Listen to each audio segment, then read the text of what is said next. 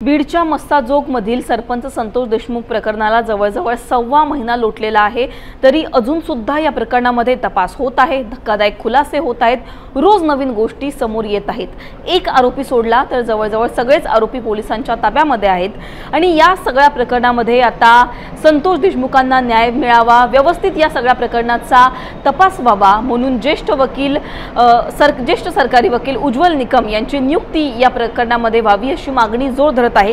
पण अशातच आता अंजली दमानिया यांनी एक दावा केलेला आहे, काही कागदपत्र सोशल मीडियावर शेअर केलेली आहेत आणि उज्ज्वल निकम यांची नियुक्ती या सगळ्या प्रकरणामध्ये करणं, सरकारी वकील म्हणून करणं हे फेअर ठरणार नाही, योग्य ठरणार नाही असं म्हटलेलं आहे।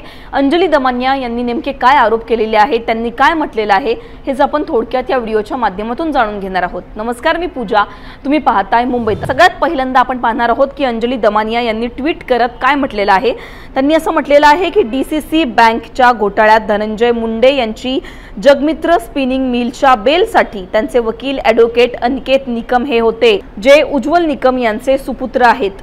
आज बातमी होती की मुख्यमंत्री हे उज्ज्वल निकम यांना भेटले, त्यांना ही केस देणं योग्य ठरणार नाही। उज्ज्वल निकम यांच्याबद्दल अनादर नक्कीच नाही, पण in all fairness and in the interest of justice मुख्यमंत्र्यांनी ही केस दुसऱ्या एका तज्ञ वकिलाकडे द्यावी। अंजली दमानिया यांनी काही कागदपत्र शेअर केलेली आहेत आणि त्यांनी असं म्हटलेलं आहे की जे ज्येष्ठ वकील आहेत, ज्येष्ठ सरकारी वकील आहेत उज्ज्वल निकम, त्यांच्या मुलाने धनंजय मुंडे यांच्या एका घोटाळ्याची केस हाती घेतली होती आणि त्यांचे वकील धनंजय मुंडे यांचे वकील उज्ज्वल निकम यांचे पुत्र होते। त्याच्यामुळे आता ही केस उज्ज्वल निकम यांच्या हाती देणं हे फेअर ठरणार नाहीये, योग्य ठरणार नाहीये। त्याच्यामुळे दुसऱ्या कुठल्या तरी वकिलाची या सगळ्या केसमध्ये नियुक्ती करण्यात यावी असं अंजली दमानिया यांनी म्हटलेलं आहे। एकूणच जर आपण बघितलं तर उज्ज्वल निकम यांचं नाव याआधी सुद्धा चर्चेत आलं होतं, कारण लोकसभेची निवडणूक उज्ज्वल निकम यांनी लढवली होती मुंबई उत्तर मध्य या मतदारसंघातून, जिथे काँग्रेसच्या वर्षा गायकवाड यांनी त्यांचा पराभव केलेला होता। आणि आता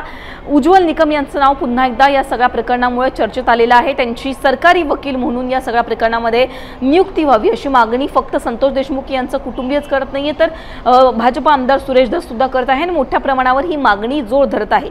उज्ज्वल निकम यांनी गुरुवारी मुख्यमंत्री देवेंद्र फडणवीस यांची भेट सुद्धा घेतली होती आणि या भेटीनंतर देवेंद्र फडणवीस यांनी असं म्हटलेलं होतं की मी उज्ज्वल निकम यांना विनंती केलेली आहे की या केसची जबाबदारी तुम्ही घ्यावी। पण त्यावर उज्ज्वल निकम यांनी काय म्हटलेलं आहे हे सुद्धा फडणवीसांनी सांगितलेलं होतं।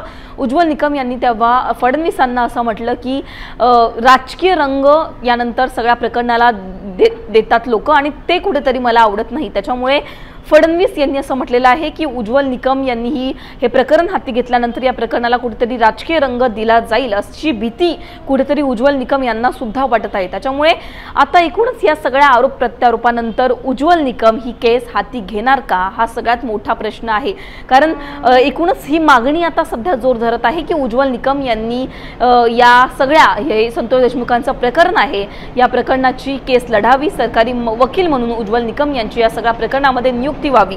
आता दुसरीकडे एक असा सुद्धा वर्ग आहे, असे सुद्धा काही लोक आहेत जे आरोप करत आहेत, जे उज्ज्वल निकमांवर आरोप करत आहेत की ते धनंजय मुंडे यांचे जवळचे आहेत। धनंजय मुंडे आणि उज्ज्वल निकम यांचे जवळचे संबंध असल्याचे आरोप सुद्धा सोशल मीडियावर अनेक जण करत आहेत आणि अशातच आता एक मोठा दावा अंजली दमानिया यांनी केला होता।